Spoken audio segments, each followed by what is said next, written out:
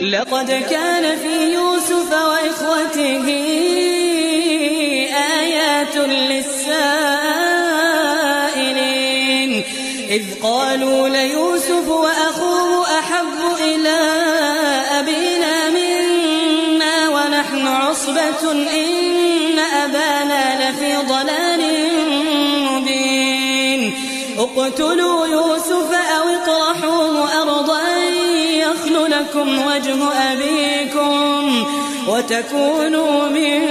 بعده قوما صالحين. قال قائل منهم لا تقتلوا يوسف